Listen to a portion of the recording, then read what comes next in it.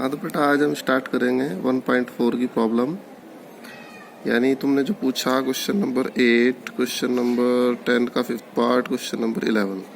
तो क्वेश्चन 8 में इसने दिया है एन एनी नेचुरल नंबर में ए स्टार बी बराबर ए तथा बी का HCF। यानी स्टार जो है यहाँ से प्लस माइनस ना होके HCF का काम करेगा। बेटा HCF तुम्हें सबको आता है। तो इसने कहा कि ज्ञात करो क्या ये क्रम विनिमय नियम का पालन करेगा, साहचर्य नियम का पालन करेगा और इसका तत्समक यानी आइडेंटिटी होगी इस स्टार की या नहीं होगी।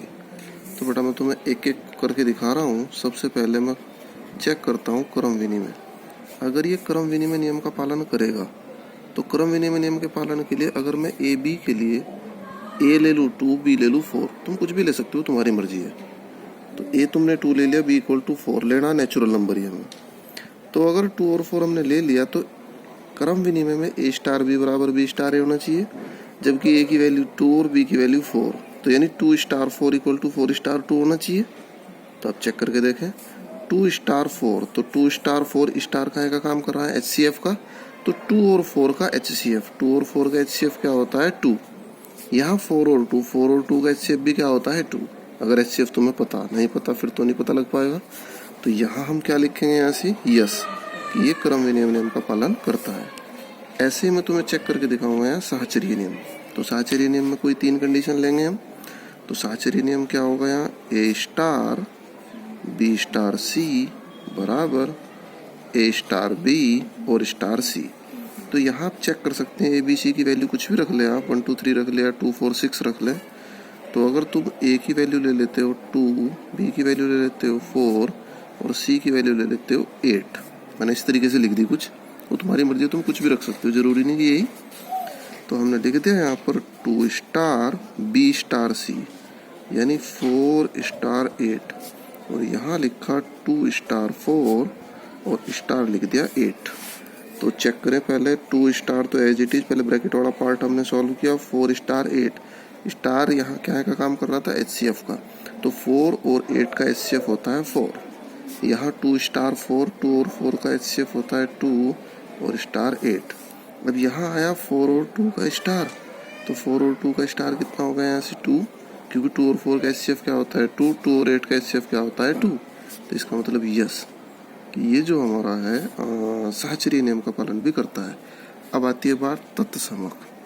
बेटा तत्समक के लिए तुम्हें बताया था कि अगर ए स्टार डॉट डॉट डॉट बराबर स्टार ए और बराबर ए आ जाए, यहाँ हम ई रखते थे वैसे ना कि A star E equal to E star A equal to A, अगर आ जाए तो आइडेंटिटी होता था, अदरवाइज नहीं।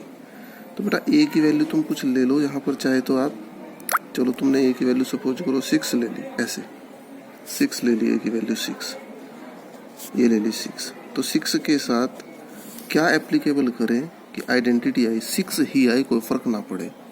तो 6 के साथ अगर तुम 2 लेते हो, सपोज करो यहाँ से 2 और यहाँ 2, बेटा 6 और 2 दोनों का HCF क्या होगा 2, 2 और 6 का HCF क्या होगा 2, जबकि आना क्या चाहिए था 6। तो 2 हमारा क्या है आइडेंटिटी यहाँ नहीं है। उसके बाद आपने 3 लेके देखा तो 3, 6 और 3 का HCF क्या है हमारा 3, 6 और 3 का HCF क्या है 3, जबकि आना क्या चाहिए था 6। तो यहाँ HCF नहीं आ रहा वो जो आना चाहिए। जैसे तुम लोग आइडेंटिटी करते थे, सपोज करो स्टार इक्वल टू यहाँ प्लस होता सपोज करो, और तुम यहाँ 6 लेते हैं तो 6 स्टार डॉट डॉट डॉट बराबर डॉट डॉट डॉट स्टार 6 बराबर 6 आना चाहिए।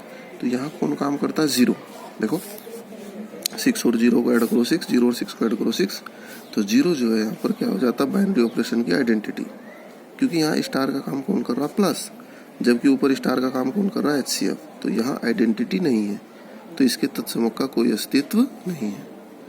तो ऐसे ही मैं नेक्स्ट क्वेश्चन शुरू करूँगा। क्वेश्चन नंबर 10 का fifth part A star B बराबर ए की पावर बी अपॉन 4। तो यहाँ ये कहता है जहाँ क्यू रेशनल नंबर है कि आइडेंटिटी है या नहीं है इसकी। तो आइडेंटिटी का वही मेथड है, स्टार जो है यहाँ का काम कर रहा कि यहाँ पावर लगेगा और अपॉन में 4 आ जाएगा। आप करके देख लें। यहाँ सपोज करो आपने 5 लिया, स्टार डॉट डॉट डॉट और स्टार 5 इक्वल टू क्या आना चाहिए तुम्हारे पास 5, तभी तो आइडेंटिटी होगी। भाई तुम 5 पे कोई नंबर अप्लाई करते हो और 5 ही रहे, कोई फर्क ना पड़े, तभी तो आइडेंटिटी होगी। तो 5 पे आप अप्लाई करके देख लो। 5 पे अगर तुम 1 अप्लाई करते हो यहाँ पर, तो 5 और 1 तो 5 स्टार 1, तो 5 स्टार 1 क्या ए स्टार बी के हिसाब से कितना हो जाएगा, ए की पावर बी, तो यानी 5 की पावर 1/4। यहाँ कितना होगा ए की पावर बी यानी 1 की पावर 5/5 4 सॉरी। तो ये तो कोई सा भी इक्वल नहीं आ रहा, तो यानी क्या है, तत्समक का कोई अस्तित्व नहीं है। और भी नंबर पे आप चेक करके देख सकते हैं। वैसे तो एक भी ना आए तो तत्समक नहीं होगा, एक भी आ जाए तो तत्समक हो जाएगा। और तुम चेक करके देख लो, कुछ करना चाहते हो अगर, सपोज करो तुम 2 नंबर पे चेक कर रहे हो आइडेंटिटी, तो 2 star is equal to star 2 equal to क्या आना चाहिए 2। तो देख लो क्या नंबर ऐसा है जो इसको एप्लीकेबल कर सकता है। तुम अगर यहाँ से 4 करके देखते हो, लो 4 करके देख लो यहाँ से, अगर तुम 4 को आइडेंटिटी कहते हो तो कितना होना चाहिए, ए स्टार बी क्या होता है 2 की पावर 4/4। ए स्टार बी क्या है यहाँ, ए की पावर बी 4 की पावर 2/4। तो चेक करें 2 की पावर 4 कितना हो गया तुम्हारे पास, तो 4 चौक 16, 4 से घटा 4 तो ये भी 2 नहीं आ रहा, 4 का स्क्वायर ये भी 2 नहीं आ रहा। इसका मतलब क्या हुआ कि आइडेंटिटी नहीं है, तो ये क्या है, तत्समक को फॉलो नहीं करता। अब 11, तो 11 में इसने दिया है A is equal to n cross n। इस बार क्या है, एलिमेंट जो है वो ऑर्डर्ड पेयर की फॉर्म में, क्रमित युग्म के रूप में, क्योंकि n क्रॉस n आ गया ना कार्तीय गुणन। तो कहता है A equal to n cross n है, तथा ए में a comma B star C comma D. तो बेटा मैंने क्या बोला था, इस बार एलिमेंट जो है वो सिंगल नहीं है, एलिमेंट किसकी फॉर्म में है इस बार, एलिमेंट जो है वो क्रमित युग्म यानी कार्टेशियन फॉर्म में है। तो ए coma B star C comma D बराबर ए plus C comma B plus D. तो रिजल्ट भी कहाँ में आएगा, तुम्हारा ऑर्डर्ड पेयर में ही आएगा, सीधी सी बात है।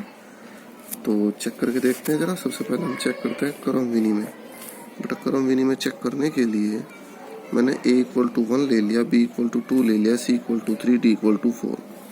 तो मैंने लिखा यहाँ पर 1,2 स्टार 3,4 यानी it is A B it is C D.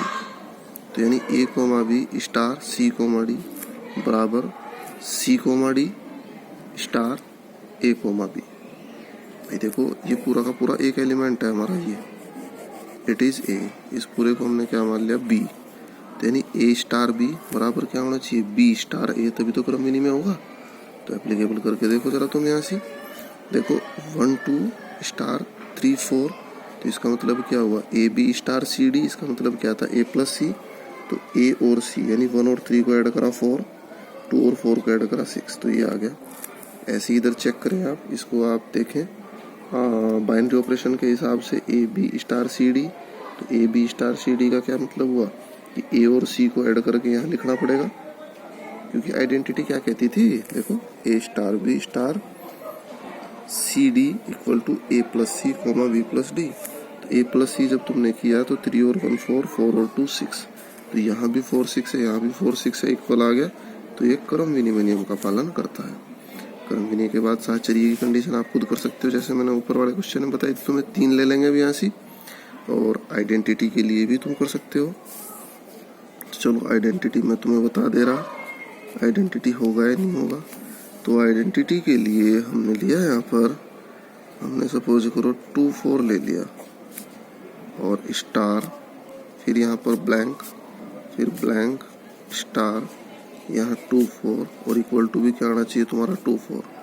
भाई आइडेंटिटी यही तो कहती है कि it is A it is A it is E it is A it is A it is ए, यानी ए स्टार ई बराबर ई स्टार ए बराबर ए हो, तभी तो आइडेंटिटी होती है।